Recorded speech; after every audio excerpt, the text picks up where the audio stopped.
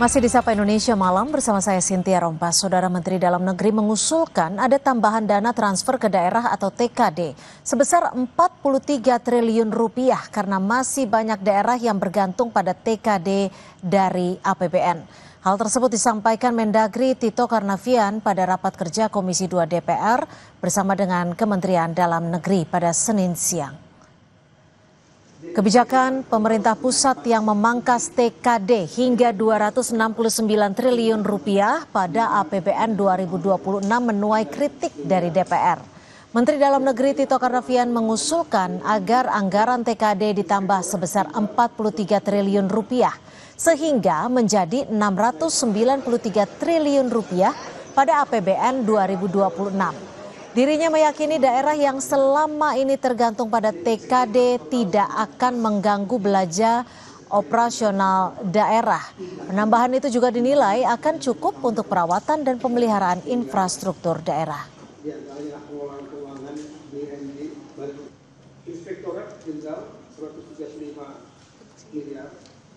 Ketemulah kita angka minimal kalau mau running pemerintahannya jalan seluruh kabupaten kota provinsi termasuk yang kuat itu adalah 693 triliun 693 sehingga perlu ada tambahan 43 triliun.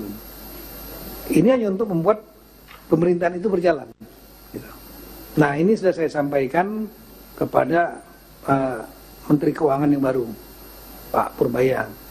Aku sudah terima bersama 3 wakil menteri. Saya sampaikan bahwa perlu ada tambahan 3 triliun itu buat minimal. Ketua Komisi 2 dari fraksi Partai Nasdem Muhammad Rifki Nizami Karsayuda mengatakan ekonomi di daerah sangat bergantung pada APBD. Di saat yang bersamaan sekitar 70% hingga 80% porsi APBD tergantung pada APBN melalui TKD. Kemudian bikin otonomi daerah sebesar 34,3 kebijakan daerah, termasuk menilai pakai di mana-mana di seluruh daerah dan sangat efektif. KPK juga memberikan saran untuk diantaranya untuk belanja pegawai dan pemeliharaan itu diantaranya di sekian total sebanyak kita jenderal sebesar 1,7 triliun diantaranya BND badan usaha dan Inspektorat Jenderal 103 triliun pemerintah daerah. Kemudian bikin otonomi daerah sebesar 134. Yang tidak kalah penting, kita harus menyadari bahwa ekonomi di daerah sangat tergantung pada APBD. Dan lebih dari 70% bahkan hampir 80% APBD kita tergantung pada APBN melalui transfer keuangan atau transfer ke daerah. Transfer APBN ke APBD. Saya kira kita harus merefleksikan situasi terakhir, Pak. Ada baiknya pemerintah melakukan relaksasi kebijakan terkait dengan TKD di catur wulan terakhir tahun 2025 ini.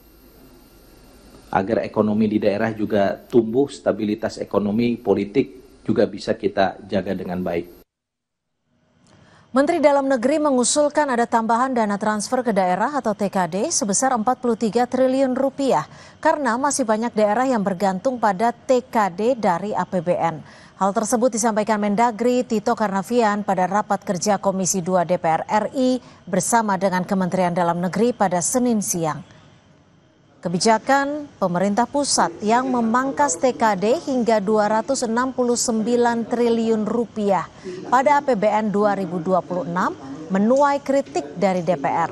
Menteri Dalam Negeri Tito Karnavian mengusulkan agar anggaran TKD ditambah sebesar 43 triliun rupiah sehingga menjadi 693 triliun rupiah pada APBN 2026. Dirinya meyakini daerah yang selama ini tergantung pada TKD tidak akan mengganggu belanja operasional daerah. Penambahan itu juga dinilai akan cukup untuk perawatan dan pemeliharaan infrastruktur daerah. Inspektorat Jenderal 135 miliar. Selain Oke, lanjut.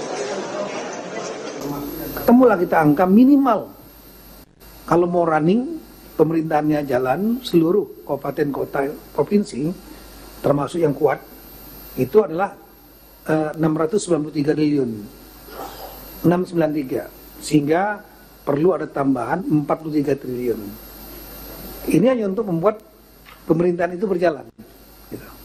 Nah, ini sudah saya sampaikan kepada Menteri Keuangan yang baru, Pak Purbaya, aku sudah terima bersama 3 wakil menteri. Saya sampaikan bahwa perlu ada tambahan 3 triliun, itu buat minimal. Ketua Komisi 2 dari fraksi Partai Nasdem, Muhammad Rifki Nizami Kersayuda mengatakan ekonomi di daerah sangat bergantung pada APBD. Di saat yang bersamaan, sekitar 70% hingga 80% porsi APBD tergantung pada APBN melalui TKD. Kemudian Dirjen Otonomi Daerah sebesar 134,5 kebijakan daerah, termasuk menilai pakai di mana-mana di seluruh daerah dan sangat efektif. Ketika juga yang tidak kalah penting, kita harus menyadari bahwa ekonomi di daerah sangat tergantung pada APBD. Dan lebih dari 70%, bahkan hampir 80% APBD kita tergantung pada APBN melalui transfer keuangan atau transfer ke daerah. Transfer APBN ke APBD. Saya kira kita harus merefleksikan situasi terakhir, Pak. Ada baiknya pemerintah melakukan relaksasi kebijakan terkait dengan TKD di catur wulan terakhir tahun 2025 ini. Agar ekonomi di daerah juga tumbuh, stabilitas ekonomi, politik juga bisa kita jaga dengan baik. Lalu apakah kucuran dana transfer ke daerah akan secara efektif memutar roda pemerintahan seperti yang diharapkan atau justru malah menjadi ladang penyimpangan bagi sejumlah oknum?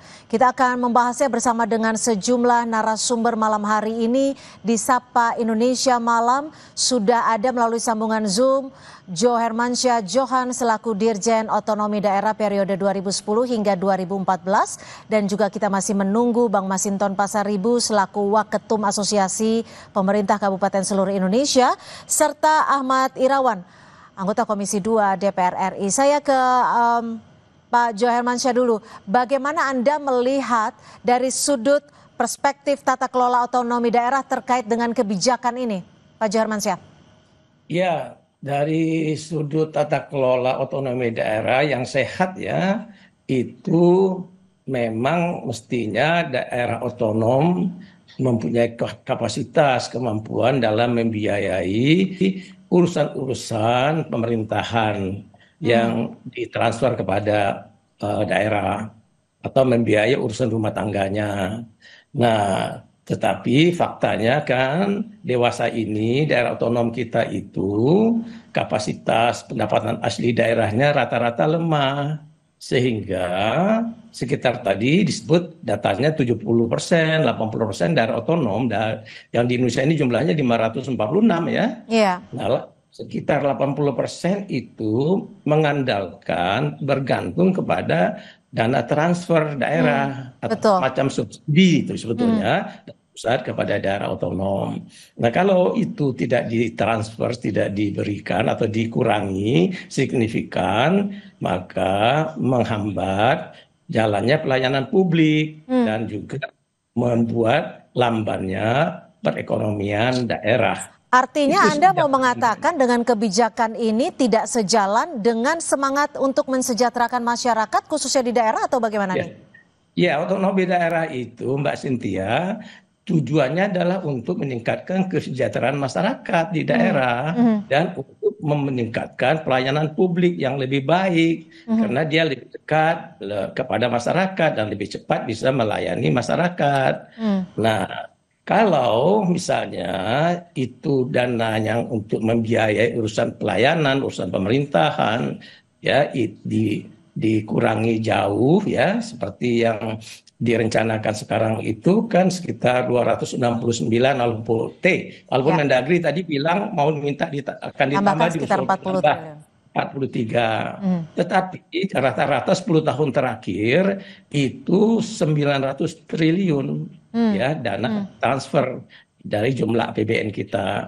Nah, itu pun juga daerah sudah terseok-seok dengan dana yang 900 T. Nah, jadi kalau dikurangi sampai seperti yang sekarang, itu saya kira akan mengganggu sekali jalannya pembangunan, dan pelayanan publiknya akan merosot nantinya, dan juga instabilitas daerah, akan terjadi relasi yang buruk, yang kurang baik antara pusat versus daerah. Dan tentunya itu kan memang menjadi satu hal yang tidak kita inginkan. Lalu dari pengamatan Anda, apa setidaknya langkah bijak yang bisa dilakukan?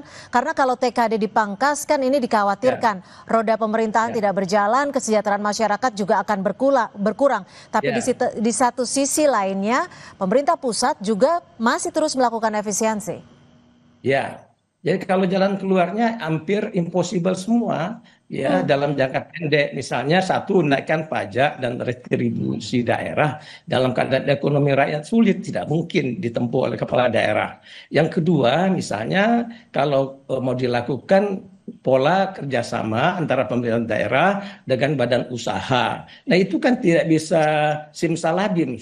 Dalam waktu pendek itu bisa terbangun kerjasama dan dapat duit daerah kan. Nah, itu juga hemat saya impossible untuk bisa dilakukan. Yang ketiga, menggali pendapatan asli daerah lewat misalnya sumber daya alam yang dimiliki.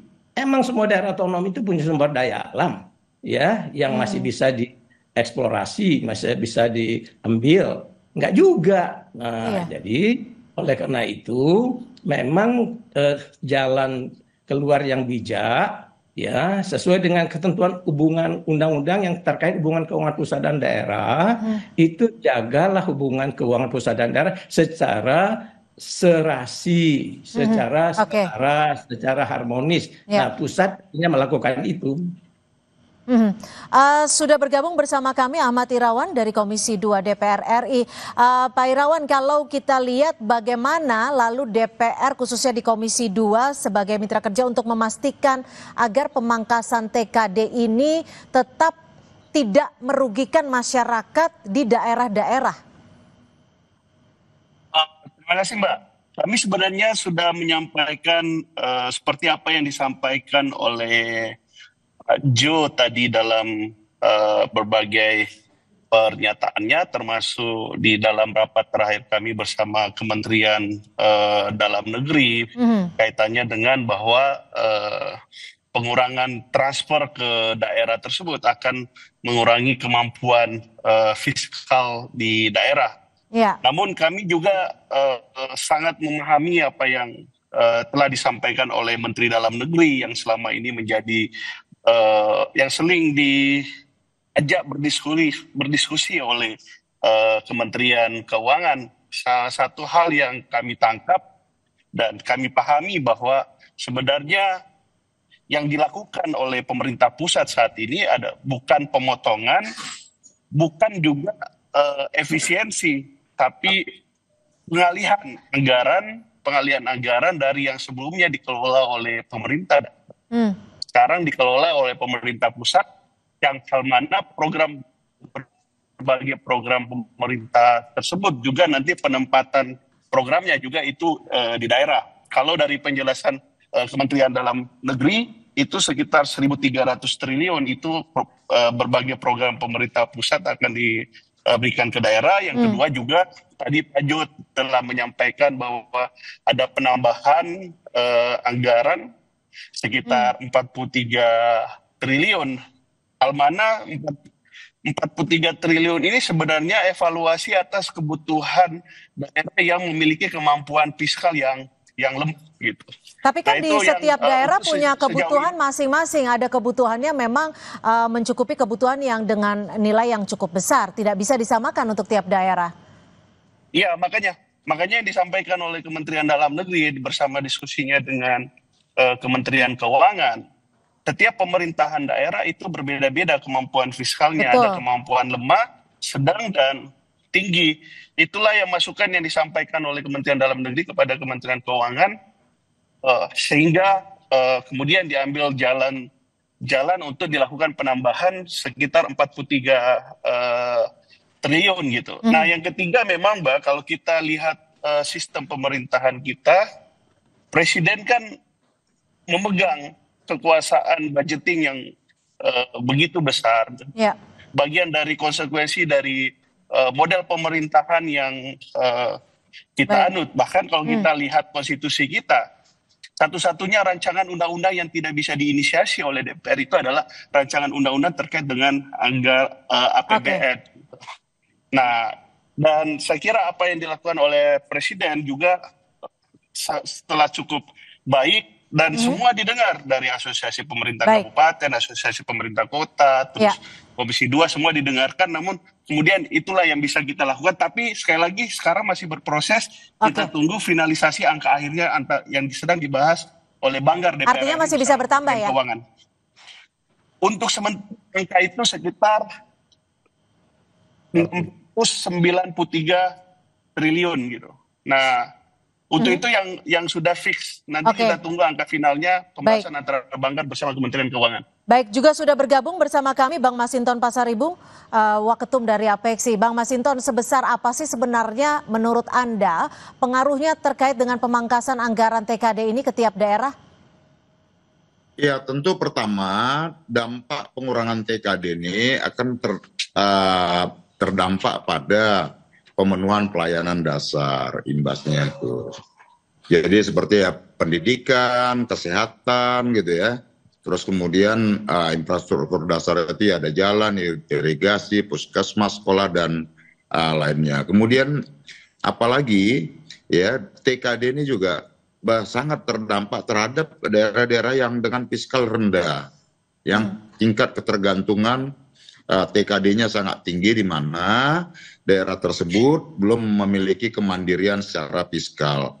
Nah, ini akan berpengaruh pada pembangunan yang stagnan nantinya di daerah, dan mau tidak mau stagnasi pembangunan tadi akan memberikan dampak terhadap meningkatnya angka kemiskinan. Oke, artinya kesejahteraan publik lagi yang terganggu ya, Bang Masinton?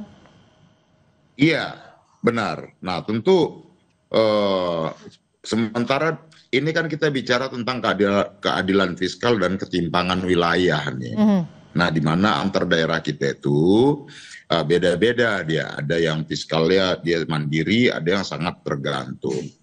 Nah, terutama daerah-daerah penghasil SDA, sumber daya alamnya bagus dan lain sebagainya, tentu akan nggak begitu berpengaruh gitulah. Nah, tentu bagi kami adalah beban di daerah itu kan luar biasa. Umpama seperti pegawai dengan perjanjian kerja P3K. Ini kan bukan ditanggung oleh APBN, tapi diserahkan kepada APBD gitu ya, anggaran daerah. Nah, ini kan dengan TKD yang semakin mengecil, nah ini akan berpengaruh terhadap pembangunan yang sedang disusun oleh kepala daerah seperti itu. Ya. Lalu apakah dengan mekanisme dan juga kebijakan seperti ini akan mengganggu roda pemerintahan di daerah, dan seperti apa yang bisa disiasati? Kita masih akan kembali usai jeda, tetap bersama kami di Sapa Indonesia Malam.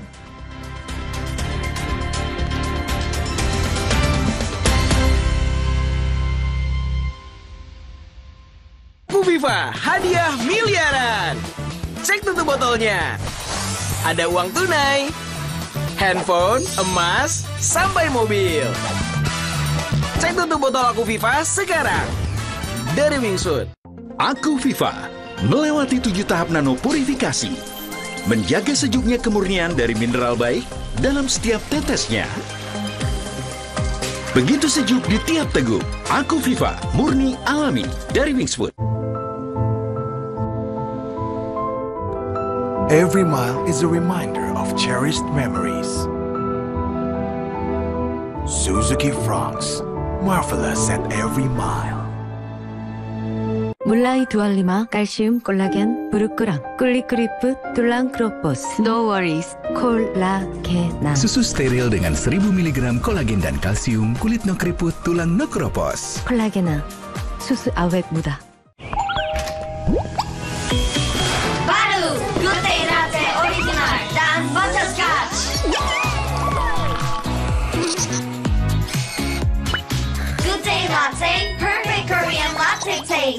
Cuaca berubah-ubah, aktivitas padat, jaga kesehatan setiap hari dengan susu steril 7 kurma. Susu steril ditambah kurma 2 kali melindungi tubuh kita, double khasiatnya. Badan jadi terlindungi. Minum susu steril 7 kurma, double khasiatnya. Pas aku coba Le Mineral, seger banget, nggak bikin enak sama sekali. Benar, karena Le Mineral dari pegunungan terpilih. Setiap tetesnya melewati lapisan batuan alami, membuat airnya lebih sehat, lebih segar. Kayak ada manis-manisnya. Le Mineral. Mulai 25 kalsium 콜라겐 부르크랑 꿀리크리프 툴랑 크로포스 No worries 콜라겐 Susu steril dengan 1000 mg kolagen dan kalsium kulit no keriput tulang no keropos. 콜라겐 susu awet muda. Aku sering melihat galon cuci ulang disimpan di tempat yang kotor. Jujur takut, bersih nggak ya untuk anak dan keluargaku? Kami mengerti kekhawatiran ibu. Untuk itu, Le Mineral menggunakan galon yang selalu baru agar terjamin kebersihannya. Le Mineral. Baru, Good Day Latte Original dan Butterscotch. Good Day Latte, perfect Korean latte taste. Cuaca berubah-ubah, aktivitas padat, jaga kesehatan setiap hari dengan susu steril 7 kurma. Susu steril ditambah kurma 2 kali melindungi tubuh kita, double khasiatnya. Badan jadi terlindungi. Minum susu steril 7 kurma, double khasiatnya. Pas aku coba Le Mineral, seger banget, nggak bikin enak sama sekali. Benar, karena Le Mineral dari pegunungan terpilih. Setiap tetesnya melewati lapisan batuan alami, membuat airnya lebih sehat, lebih segar. Kayak ada manis-manisnya. Le Mineral. Mulai 25 kalsium 콜라겐 부르크랑 꿀리크리프 툴랑 크로포스 No worries 콜라겐 Susu steril dengan 1000 mg kolagen dan kalsium kulit no keriput tulang no keropos. 콜라겐 susu awet muda.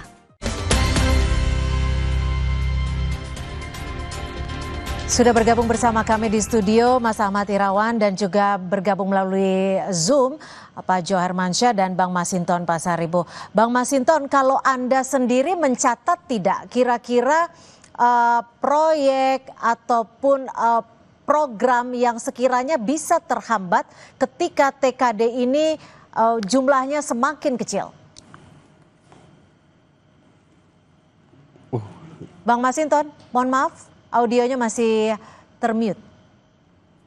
Iya Mbak, jadi itu sangat terdampak dalam aspek pelayanan dasar, program-program baik itu di pendidikan, kesehatan, jalan, irigasi, puskesmas dan lain sebagainya, sekolah-sekolah.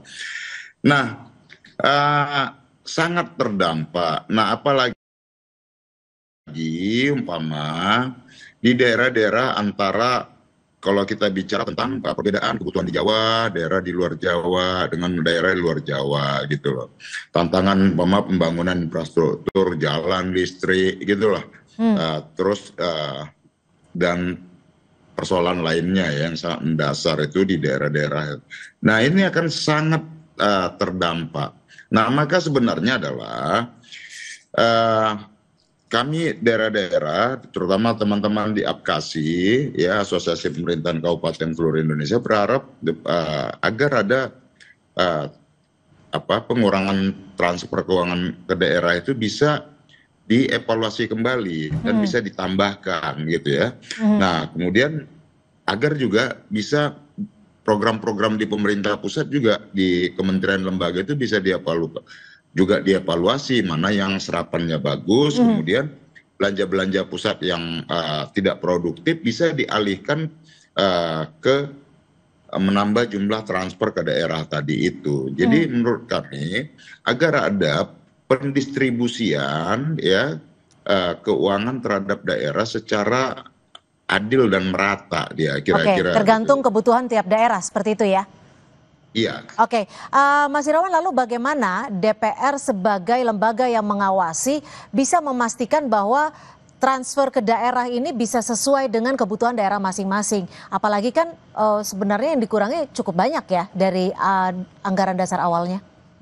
Kami sebenarnya juga sudah menyampaikan seperti apa yang disampaikan oleh Pak Masinton tadi terkait dengan dampak nyata, terkait dengan pengalihan anggaran tersebut gitu. Tapi kan kita tidak hanya bicara terkait dengan kebutuhan pemerintahan daerah, tapi kita juga bicara terkait dengan kemampuan, terus politik anggaran. Dan hal mana kaitannya dengan politik anggaran ini, pemegang kekuasaan tertingginya berada di presiden, dan presiden punya program-program prioritas nasional juga kaitannya dengan hal tersebut. Jadi daerah dong yang dikorbankan? Sebenarnya tidak dikorbankan juga, karena kaitannya dengan pengelolaan anggarannya aja.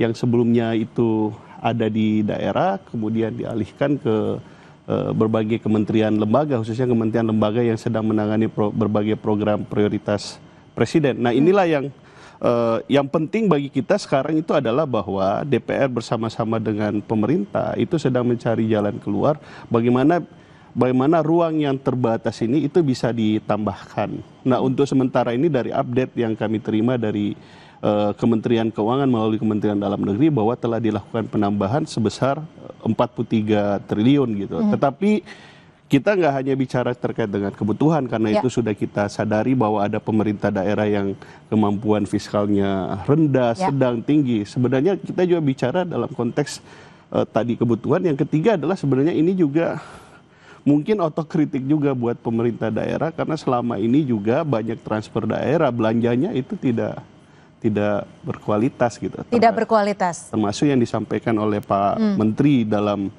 RDP terakhir. Jadi sebenarnya ini adalah strategi juga yang dilakukan oleh pusat agar belanjanya bisa lebih berkualitas gitu maksud Anda? Saya kira itu bagian dari strategi yang diambil oleh pemerintah setelah melakukan evaluasi terhadap transfer daerah yang selama ini berjalan gitu loh. Banyak permasalahan dalam pengelolaan. Pak Joharmansyah, bagaimana? Anda setuju dengan statement dari Mas Irawan ini? Ya, kalau soal belanja yang kurang berkualitas, ya, itu saya kira tanggung jawab pusat juga melakukan pembinaan terhadap Pemda-Pemda. Kemana aja pusat, ya kan, selama ini. Lalu tiba-tiba mengurangi dengan dalih alasan seperti itu. Nah, ini kan bukan main-main. Kita spiritnya otonomi daerah itu penyelenggaraan pemerintahan oleh daerah. Jadi itu namanya pembangunan daerah tuh Pak Masinton, bukan pembangunan pusat di daerah oleh KL-KL itu. Karena KL-KL itu kepentingannya adalah kepentingan strategis nasional, belum tentu sama dengan kebutuhan Pak Masinton dan kawan-kawan lain. Jadi ini saya kira yang paling baik, yang paling fair, tahan dulu lah, jangan diturunkan sampai setinggi itu, sebesar itu. Tapi kan mau ditingkatkan lagi, ditambah 43 triliun. Menurut Anda cukup tidak berdasarkan pengalaman Anda? Kalau analisis saya, 900T itu saja sebetulnya bisa dibilang juga ada ketidakadilan fiskal. Karena pusat menghabiskan 2.700 lebih T. Sementara 900 dibagi untuk 546 daerah otonom. Itu aja kurang adil, ya, dan itu nabrak pasal 18B ayat 2 Bang Masinton, ya kan, kalau mau fair ya. Nah, jadi kalau saya sarankan DPR itu kan punya hak budget, jadi agak high profile lah, Mas Bambang, jangan lalu main kepada presiden sebagai Mas Irawan ya sebagai presiden, sebagai pemegang kekuasaan eksekutif di bidang anggaran. Kita bisa cut the spending oleh pemerintah pusat yang boros itu juga. Pak Masinton kan bilang begini, evaluasi juga tuh KL-KL itu. Sama di KL belanjanya nggak boros, ya kan? Gitu. Baik, Bang Masinton, jika memang tren pemangkasan TKD ini akan terus berlanjut, apa yang bisa disiasati oleh daerah dan juga apa yang akan dilakukan oleh teman-teman APEKSI? Iya, tentu pertama pensiasatannya, ya kami dengan kondisi terbatas begini, di mana secara regulasi juga kewenangan otonomi daerah tingkat 2 itu juga praktis sudah banyak yang regulasinya itu yang kemudian memangkas yang tadinya kewenangan ada di kabupaten kota, kemudian ditarik ke provinsi dan pusat, tuh. Seperti umpama di wilayah perairan, di hutan, galian C dan lain sebagainya. Jadi relatif sebenarnya pelaksanaan otonomi ini juga udah bermasalah ini. Artinya semangat dari reformasi kita sejak tahun 98 itu dengan mandat reformasi tadi, otonomi seluas-luasnya itu sudah semakin minim itu, semakin mengecil tuh kewenangan otonom daerah tadi itu, khususnya daerah tingkat 2. Nah, apa yang akan kami lakukan setiap kasih kami sudah intens berdiskusi, ya itu menyampaikan nanti ke Menteri Keuangan juga, ya kan. Nah, karena apa? Mekanisme penyaluran TKD kita itu masih sangat birokratis itu. Baik. Ya. Jadi dana itu ya ujungnya tetap mengendap di pusat itu. Baik. Nah, kemudian tuh kita cuma dikasih judul doang tuh, nanti sekian DBH-nya, dana bagi hasilnya sekian miliar. Tapi daerah nggak bisa seketika menerimanya, cuma dikasih judul doang. Ya, semoga dialog atau diskusi kita pada malam hari ini bisa menjadi catatan teman-teman di pemerintahan pusat dan juga pengawasan di DPR bisa lebih